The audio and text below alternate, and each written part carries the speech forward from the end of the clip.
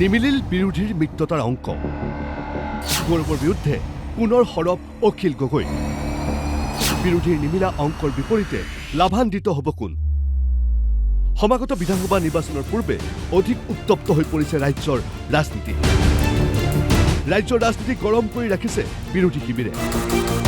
বিৰোধী শিবিৰৰ ভিতৰত কংগ্ৰেছ আৰু ৰাইজৰ দলৰ মিত্ৰতাক লৈ ব্যাপক চৰ্চা অব্যাহত আছে বুধবাৰে ছ'চিয়েল মিডিয়াত মিত্ৰতাক লৈ গৌৰৱ গগৈ আৰু ৰাইজৰ দলৰ ছ'চিয়েল পেজত স্পষ্টীকৰণ বৃহস্পতিবাৰে অখিল গগৈৰ মিত্ৰতা প্ৰসংগত খুবেৰে মন্তব্য আৰু কথা নাপাতো কথা পাতি পাতি আমনি লাগিল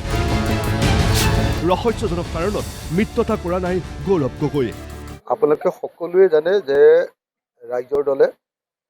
এলায়েন্সৰ কাৰণে বহুত কাকতি মিনতি কৰিছিলে কিন্তু কংগ্ৰেছ দলে গৌৰৱ গগৈ কিবা এক ৰহস্যজনক কাৰণত এলায়েন্সটো এতিয়ালৈকে কৰা নাই তাৰ বিপৰীতে তেওঁলোকে এটা কাম কৰিছে যে ৪২জন প্ৰাৰ্থীৰ নাম ঘোষণা কৰি দিছে মই এই বিষয়লৈ একো নাজানো আৰু মই মানে ইমান বেছিকৈ এই সম্পৰ্কে কথা পাতি আমনি লাগিব আমি মিলন হোৱাৰ পক্ষত আছিলোঁ কিন্তু তেওঁলোকে এতিয়ালৈকে হোৱা নাই আনফালে বিৰোধীৰ মিত্ৰতা অংকৰ সমাধান নোহোৱাত উৎফুল্লিত হৈ পৰিছে বিজেপি নেতৃত্বাধীন মহাজোঁট অভিলেখ সংখ্যক আসনত জয়ী হ'ব বিজেপি মন্তব্য বিধায়ক পদ্ম হাজৰিকাৰ আনফালে আত্মবিশ্বাসী হৈ পৰিছে বিধায়ক পৰমানন্দ ৰাজবংশীও সমন্বয় সম্প্ৰীতিৰ এনাজৰীডাল টনকিয়াল কৰি সকলো জনগোষ্ঠীৰ মাজত সদ্ভাৱৰ পৰিৱেশৰ মাজেৰে আস্থাৰ অসম বিশ্বাসৰ অসম আজি আগবাঢ়ি গৈছে আৰু এই নিৰ্বাচনী যুঁজখনত এইবাৰ আপোনালোকে চাব যে ভাৰতীয় জনতা পাৰ্টীয়ে আমি যিমান দিন নিৰ্বাচন অংশগ্ৰহণ বা নিৰ্বাচন খেলিলোঁ এইবাৰ অভিলেখ সংখ্যক চিটত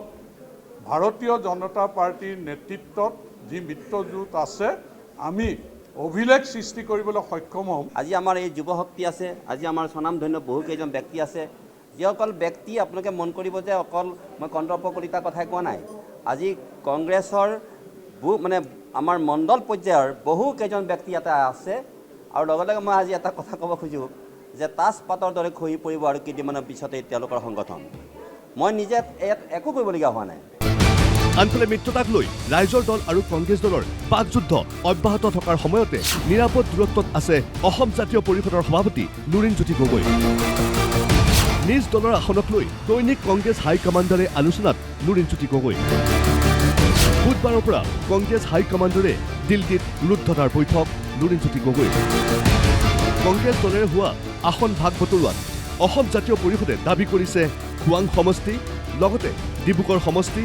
মাহমৰা সমষ্টি বহমপুৰ সমষ্টি বিন্নাকান্দি সমষ্টি চেণ্ট্ৰেল গুৱাহাটী পলাকবাৰী সমষ্টি শদিয়া সমষ্টি আৰু সৰুপথাৰ সমষ্টি সমাগত নিৰ্বাচনৰ পূৰ্বে নিজ দলৰ শক্তি বৃদ্ধিত দিনে নিশাই লাগি পৰিছে এজাপ সভাপতিগৰাকী